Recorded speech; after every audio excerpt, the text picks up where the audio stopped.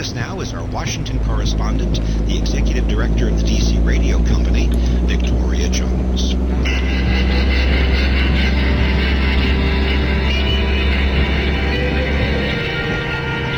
Knowing you, Victoria, all these years, I'm quite aware of your interest in space, so I know you're following the adventures of Richard Branson, Jeff Bezos, and Elon Musk.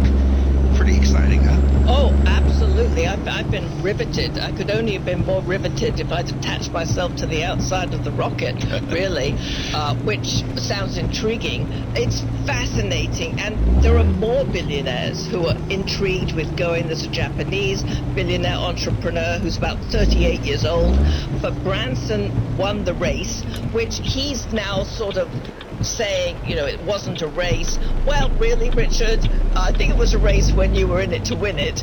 But Bezos is still being very, very competitive. He, of course, is going up next week.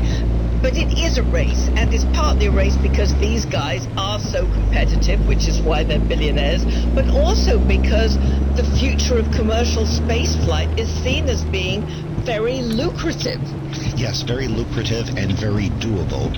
And the very idea that private industry can take a lead in the space exploration, I guess that's the term to use it as opposed to space race. Space race kind of harkens back to the Cold War in the 60s and Kennedy and Sputnik.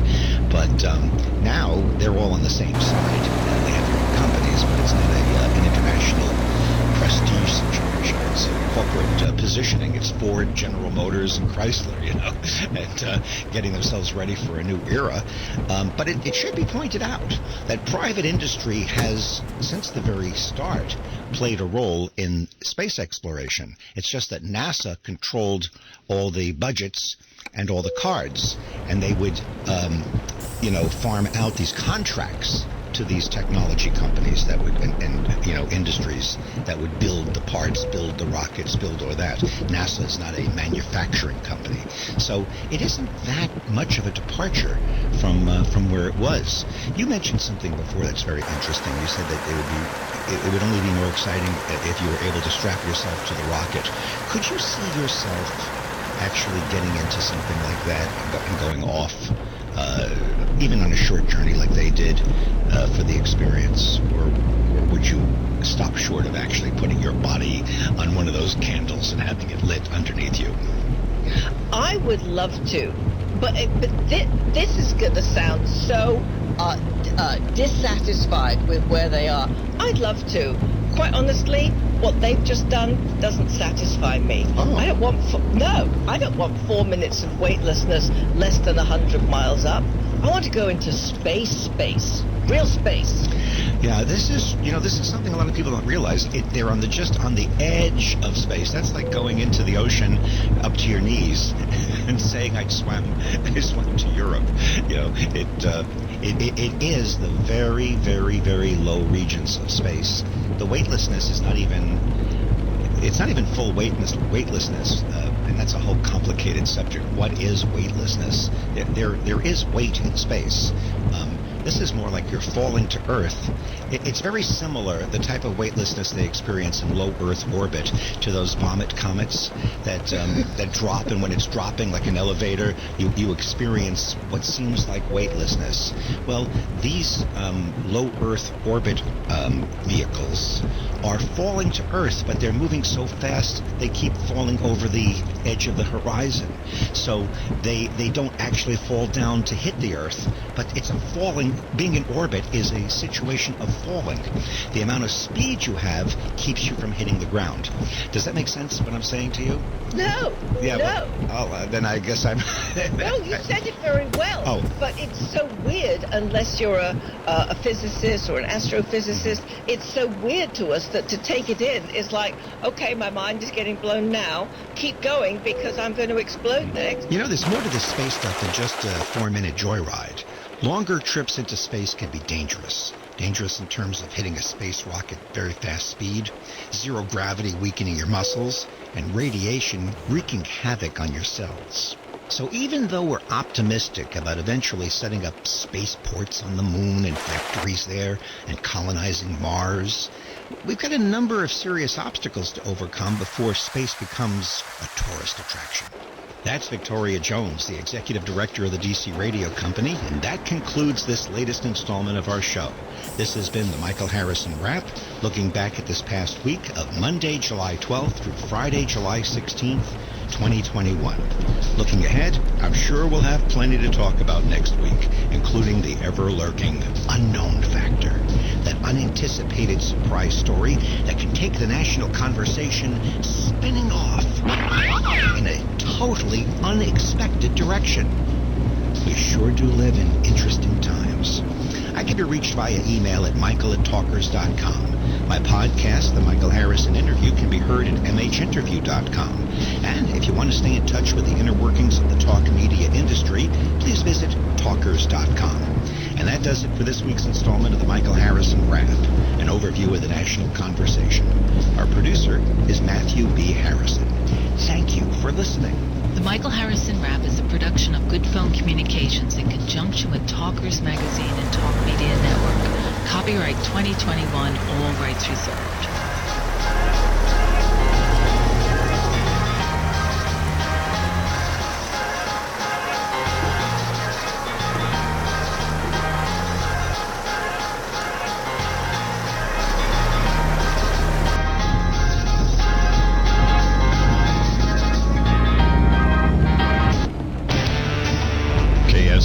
Santa Cruz, KOMY La Selva Beach, the Swirling Broadcasting System. Breaking news this hour from townhall.com. I'm Ron DeRockstra. Officials are worried about the rising hospitalizations and deaths among unvaccinated people after COVID deaths tripled over the last 3 weeks. Dr. Sandra Kemmerly at the Ochsner Medical Center in Louisiana says it's the fast-spreading Delta variant that's infecting people. What we're very concerned about is unvaccinated individuals making more variants that perhaps are more resistant to our vaccines or some of our treatments, our antibody therapies. And so, again, it's the fear of what's coming next is the reason people should get vaccinated. White House Virus Response Coordinator Jeff Zients says there are some hopeful signs in the vaccination rates. In the past week, the 5 states with the highest case rates, Arkansas, Florida, Louisiana, Missouri, and Nevada, had a higher rate of people getting newly vaccinated compared to the national average. Ben Thomas, Washington. The Associated Press is reporting the San Diego Padres-Washington Nationals game at Washington has been halted after the Nationals said a shooting was reported outside the stadium. No other details are forthcoming, but the police are on the scene and investigating. Death toll from disastrous flooding in Western Europe has risen to more than 160 as rescue workers are toiling. They try to clear up the devastation and prevent further damage. Police say that more than 90 people are now known to have died in western Germany, and more casualties are feared, while dozens were confirmed dead in neighbouring North Rhine-Westphalia state, Germany's most populous. Meanwhile, Belgian broadcaster RTBF reports the death toll in Belgium has risen to over 24. Waters are receding across much of the affected regions, but officials fear more bodies might be found in cars and trucks that were swept away. I'm Charles de Ledesma. This is townhall.com. This is another Youngevity product update. I'm Dave Michaels, here to tell you about collagen peptides. Collagen is the foundation for our skin, nails, cartilage, blood vessels, organs, and even gut lining. As we age, we lose some of that collagen, and this can show up in the form of wrinkles, muscle and joint pain, and fatigue. Help your body replenish that collagen with collagen peptides from Youngevity. Safe and effective, they are also screened for quality and hydrolyzed for optimal absorption. The unflavored formula contains no shellfish and can be added to smoothies, coffee, food, or drink without changing their flavor. The berry formula can be mixed with any of those or with water to instantly create a refreshing drink. Neither formula contains any sugar. Both are sourced from grass-fed beef, fish, cage-free chickens, and eggshell membrane. Help your body fight the effects of aging with collagen peptides from Youngevity. To order, contact your local Youngevity distributor or log on to kscohealth.com. That's kscohealth.com. Nearly 800,000 Ford Explorers are being recalled. As if the auto assembly line production slowdowns because of a shortage of microchips wasn't enough bad news, Ford Motor Company has begun recalling over 700,000 of its Ford Explorer SUVs because of potential fractures in the rear suspension. The Ford recall covers model years 2013 through 2017, with most of the vehicles owned by drivers in North America and Mexico. Ken Lorman reporting. U.S. Surgeon General Vivek Murthy makes the rounds on the Sunday news shows tomorrow. He's scheduled to appear on ABC's This Week, CNN's State of the Union, and Fox News Sunday. Also on ABC, Hilda Solis, the chair of the Los Angeles County Board of Supervisors. NBC is preempting Meet the Press in order to air the final round of the British Open. Breaking news and analysis at townhall.com. American Airlines is telling some flight attendants, come on back to work. The airline is canceling extended leaves for about 3,300 flight attendants, and it wants them flying by November or December. Plus, the airline expects to hire 800 new flight attendants by next March. It's the latest indication that leisure travel in the U.S. is booming. American and other airlines encouraged thousands of workers to quit last year when travel was crushed by the pandemic. But the number of people flying in the U.S. has nearly tripled since early February, leaving the airlines scrambling for staff. John Scott reporting. Tennessee Department of Corrections said a 53-year-old death row inmate died yesterday, 3 days after the state filed a motion to set his execution date. Officials say he appears to have died of natural causes, although the exact cause of death is pending. After spending the last 18 years in solitary confinement, he was said to be suicidal, but officials say they don't think it was suicide. More on these stories at townhall.com. I'm Rhonda Rockstrom. 1080 AM. 104.1 FM, KSCO Santa Cruz, and AM 1340, KOMY La Summer. Batteries Plus, we do more than fix phones and tablets. We help our neighbors power their lives. Visit Batteries Plus in store curbside and online to save $10 on Duracell Ultra Power batteries. For details and annotations, visit batteriesplus.com. Come on, not again. Has that ever happened to you? Well, the engineers at ZBS Studios have designed the perfect solution for bad reception.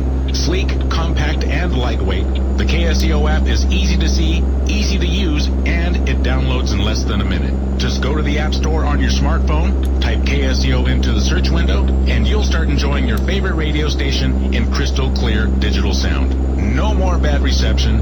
Download the free app. Opinions expressed in the following sponsored program are not necessarily those of KSCO Radio, its staff, management, or advertisers. If something is said with which you disagree, please call us during the program in order to help us balance comments. It does not take long for weeds to take over one's garden. The same could be said for how quickly fast food can take over one's diet. And that leads us to ask, how does fast food displace good food? Welcome to the award-winning Food Chain Radio Show with your host, Michael Olson.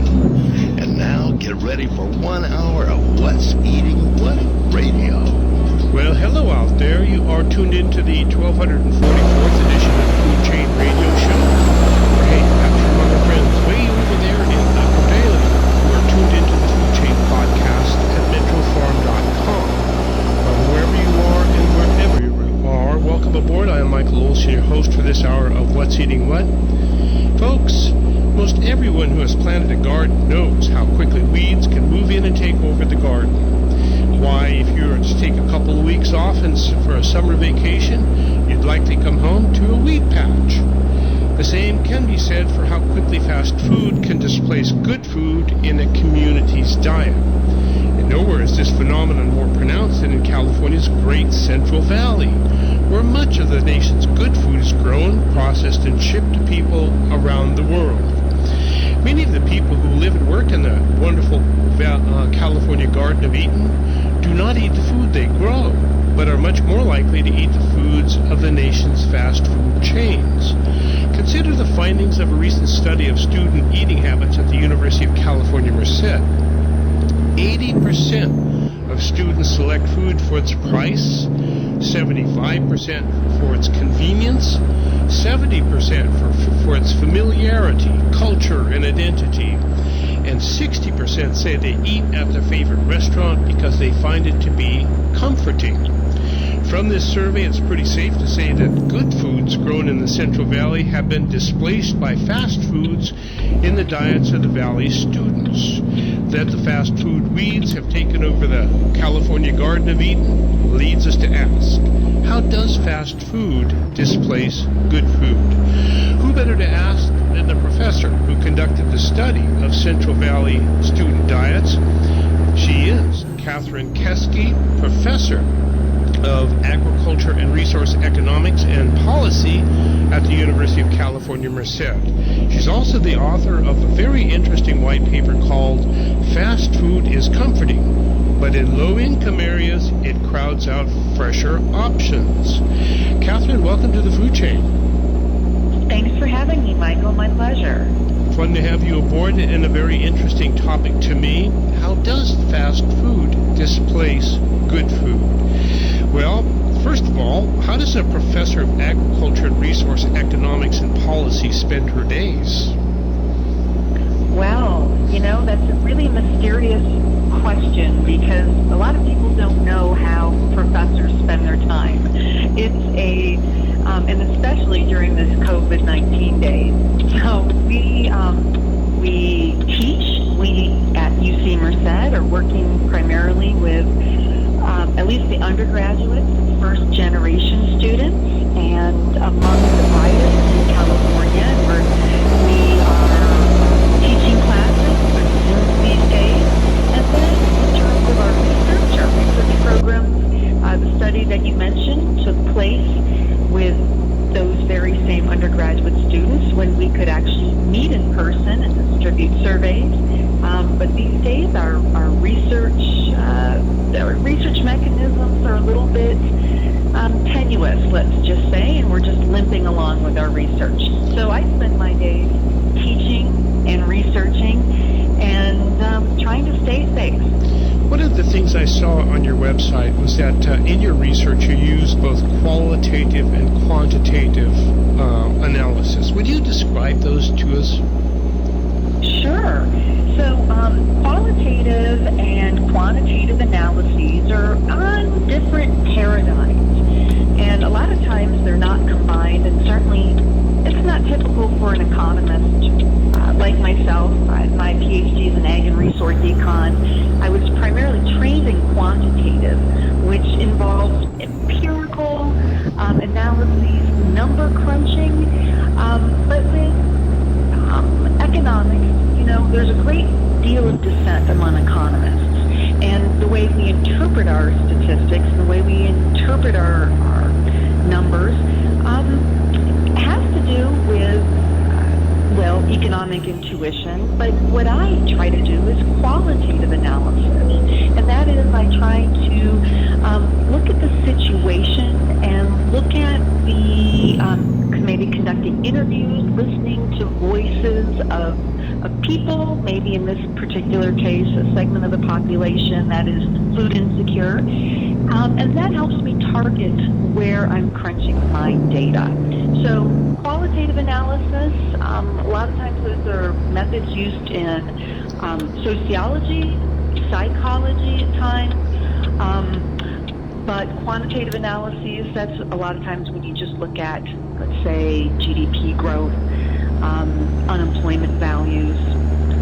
That's a lot of times configured or determined by quantitative analysis. Maybe by using both, you can get over what was it Mark Twain said about statistics? Yes.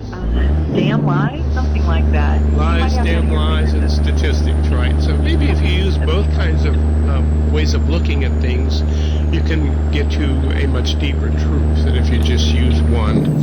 And that would be the hope, I guess. So you did this wonderful article that I ran across and found most fascinating. It was titled, Fast Food is Comforting, but in low-income areas it crowds out fresher options. Now, what led you to do this study? Sure. Part of my research program, as I mentioned, I'm trained as an agricultural economist, but part of my research program involves looking at underserved communities and food insecurity. So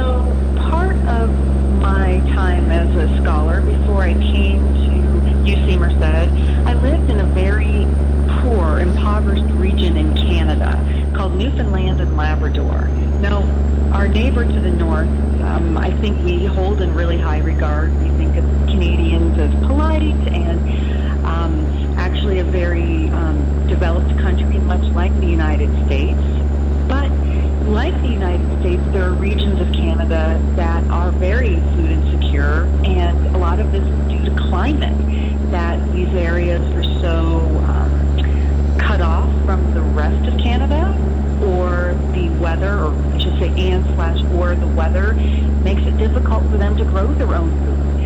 So the province where I served as a professor, and it's still, I still do research with them, it's called Newfoundland and Labrador, really fascinating area. Those of you who, those of your listeners might have a good time going down that rabbit hole, learning about this unusual and kind of far off area of North America. But Newfoundland and Labrador was first colonized back in the 1400s because they had these huge cod, just amazing.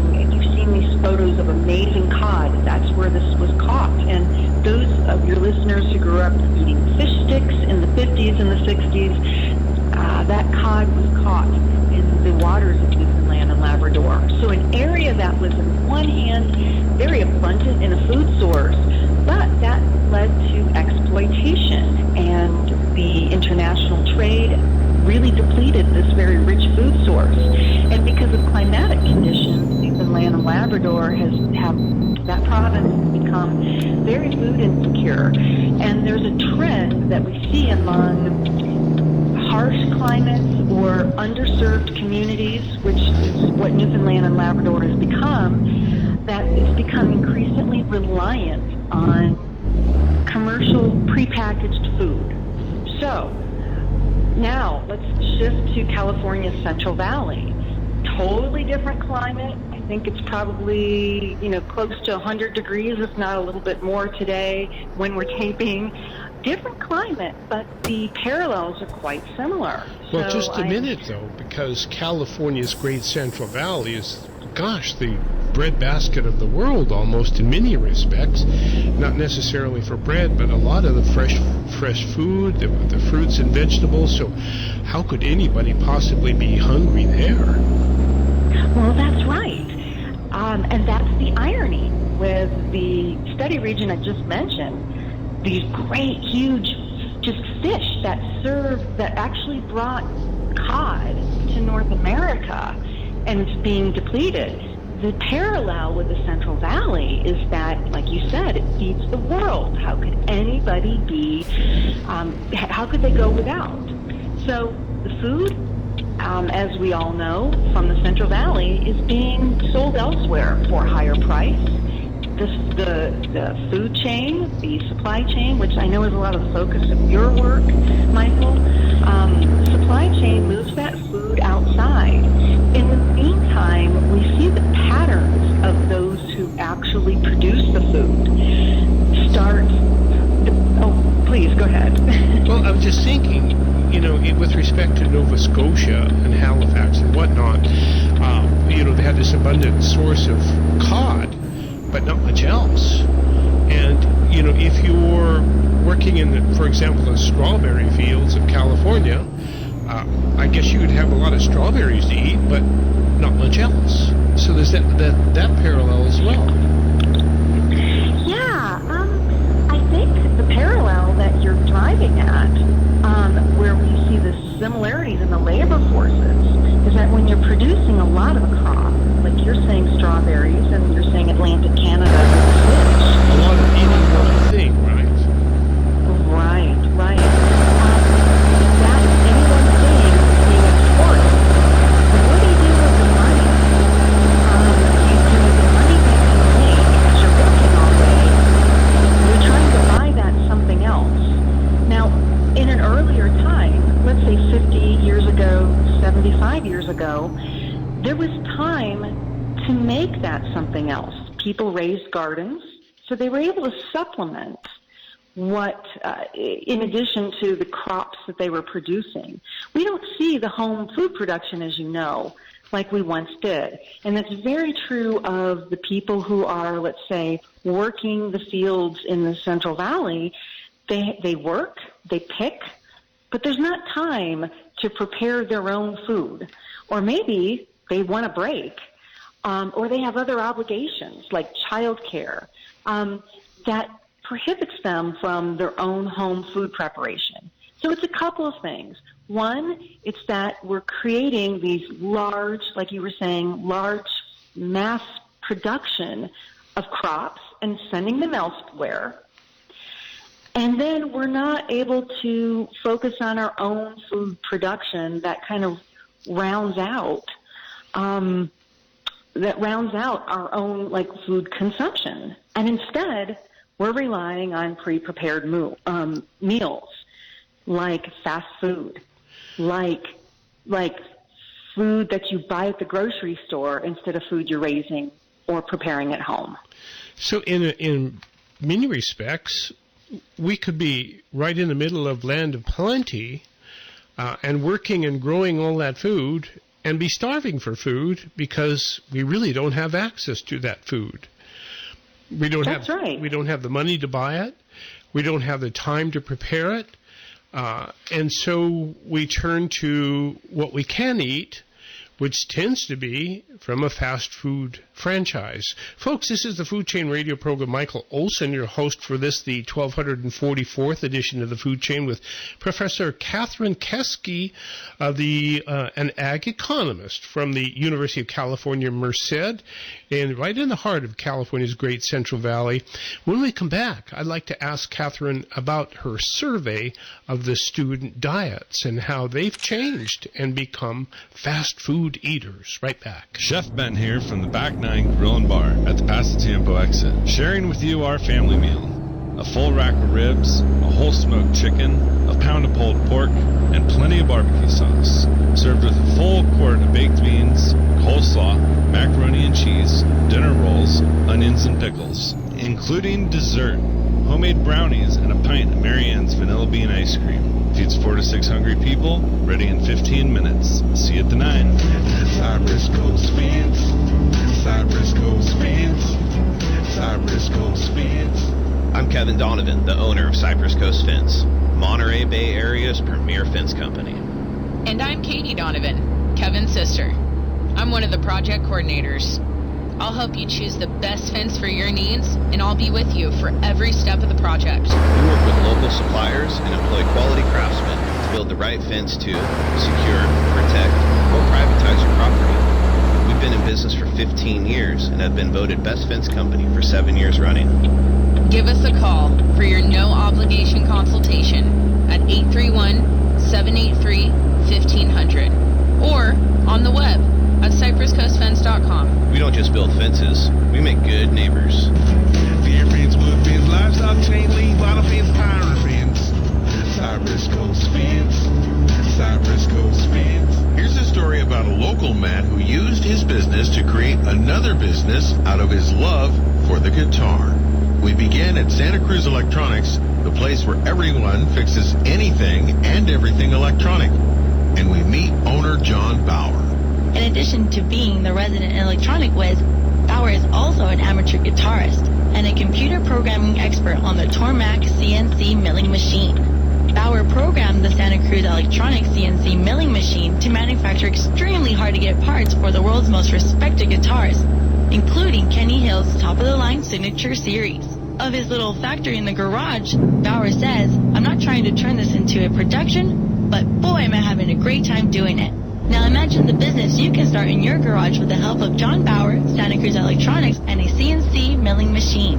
Santa Cruz Electronics, 2808 SoCal Avenue, Santa Cruz, or SantaCruzElectronics.com. Ed Robertson inviting you to join us for the next edition of TV Confidential, Sunday morning from 6 a.m. to 8 a.m. here on KSCO AM 1080 in Santa Cruz. We'll play part 2 of our conversation with television director Howard Storm, plus we'll welcome producer-director Suzanne De Laurentiis and Emmy Award winner Ron Bacon. That's TV Confidential every Sunday morning from 6 a.m. to 8 a.m. on AM 1080 KSCO. Listen and be heard. Let's go back for more of What's Eating What in the Food Chain with Michael Olson. Well, Catherine, when it came down to finding having some subjects to study with respect to the diets of the California's Great Central Valley, you had a whole bunch of them right there before you as students at the University of Merced. Tell us about the student population there at UC Merced, please. Sure. So the UC Merced student population, it's a really resilient bunch. Those listeners who aren't familiar with UC Merced, it's the 10th campus of the University of California, established in, well, depending upon how you count it, 2003 or 2004. But the students tend to be students who are California natives, and a lot of the students, about a third, come from the Central Valley, about a third from Southern California, about a third from Northern California. We, compared to the rest of the UC campuses, have a lot more first generation and students who come from low-income families. So very motivated, very talented, very resilient students, but disproportionately from families who are lower income.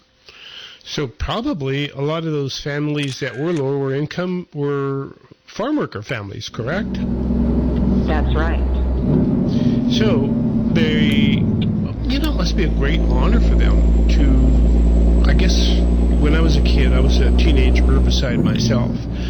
And when I got to the University of California and had the privilege of studying English and Chinese literature, I thought how wonderful it is for me to be so far away from hoeing weeds in the field. And do your students feel that same way? Do they have that same appreciation? Our students are very grounded. They have that appreciation. I've been a professor for almost 20 years, and they are among the sweetest, most earnest people, students that I've ever encountered. And I think it's because they have gratitude. And I think many of the students see themselves, they come to university as a path to make themselves better and to make their families better off. So I think the way you described your own perspective is very much the perspective of most UC Merced undergraduate students. Well, that's a wonderful thing to hear. What a wonderful gift for America to give those kids and their parents and everybody to give them the opportunity, and that's what America's all about. I want to jump in real quick. Yeah, go ahead. I feel it's a gift for me to actually be a professor there. And it's a gift for me to actually work with those students on a daily basis. So didn't mean to interrupt you, but you were talking about gifts, and I just had to put it out there that it's a real gift to be on the faculty. Good. So you had a chance to look at their diet, and you came up with some very interesting findings. I thought we'd go through them because in many respects, it sounds like all student diets. When you're a college student, I remember living on peanut butter and jelly for quite a while, and surplus cheese and whatever else I could get my hands on. But so let's go through the how the kids look at their diets. At 80% select food for its price. Well, of course, isn't that true with all kids? I would say so. And just for comparison, those who are listening might be interested in looking at the University of California Office of the President has done a study on food security. And so UCOP, UCOP, you can look up food security or food insecurity and see the entire system, the UC system's evaluation of undergraduate students. But that fortifies your point, Michael. Isn't that typical of all students that age? And I would say yes, that's typical of all students that age. So that puts them in average bucket, in my estimation, having been a student and having watched students, this is something interesting, though. 75% select food for convenience, which is to say, I'm very busy. I don't have time for anything superfluous like eating, So whatever passes by my face, I'm going to grab and eat. That rings true. Well, the way you described it rings true. And what we don't have the context of is how that 75% compares to the rest of the student population through the UC system. But that 75% who base their decisions on convenience, it's very representative of people or people, everybody, not everybody, but people from low-income communities, people from low-income households don't have time. And so making food choices based on convenience, what we see from that 75%, it's very much a parallel to low-income households. And why is it that low-income households have less time than households with more money? Well, it is the responsibility of running a household has been kind of diverted, or how do I say this? Food preparation isn't as much a part of a normal household operating. I'm not articulating this super well, Michael. I'm going to try it again. Low-income households don't have the time for food preparation. Many times they're working multiple jobs just to pay the bills.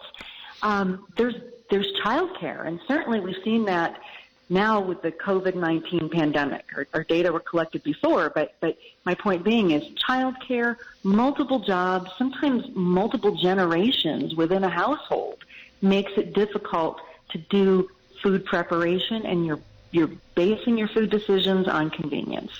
What about single-parent family households? Is that a big part of your student demographic? Oh, that's a great question. We didn't explicitly look to see if we had single-parent households. We didn't look to see if we had single parents who were also students. Now, based on what I know about the demographics at UC Merced, I would say that's fairly, it's not a large demographic like it might be at community colleges. But we do know single-parent households are very food insecure, and this is something we see in North America, and we see that across the world. So that is a risk factor for being food insecure, is if you're a single-parent household. And it comes back to what we were talking about, time. Time for food preparation isn't there if you are wearing so many hats that makes that household function. Which, of course, if you have a single-family household, time is very, very precious, I would suspect, because you're working to make money, maybe 2 or 3 jobs, and then you're taking care of the household and then feeding everybody, and I don't know how anybody could possibly do that, but people do that. The next number was kind of really fascinating to me. 70% choose food for its familiarity, which is to say, I recognize that food. Well, that's kind of human nature, is it not, where Mother teaches us what to eat, what not to eat, and we remember what Mother taught us all through our lives. So isn't that part of that, I don't know, branding that goes on with respect to food? Exactly. And we see the messages that are sent to children. I mean, this has been a topic of discussion for decades about the messages through commercials, through YouTube and through society. Fast food has become, quote unquote, normal or normalized by our society. And, the days of mom making a decision and the family eating what mom puts on the table, those days are gone. Now, there are many contributors to household food, right? Like it's not just one person in the family or one member, and we're not just talking about a nuclear family where there's a mom and dad. But the fact of the matter is there's a lot more individual decision making that goes into food, and the technology is such that more individuals can decide what to purchase. And the convenience of that food, so we're talking food that's not as nutritional, that's become available to children who have in turn become consumers and who make choices that may not be what, let's say, quote unquote, mom would have served them back in 1940. So, yeah. You know, I had a recent conversation with Heidi Diestel, whose family owns the Diestel Turkey Company, and we were talking about her children. She has young children, and I asked her about how she teaches her children about food. And she said, we cook dinner together and talk about it.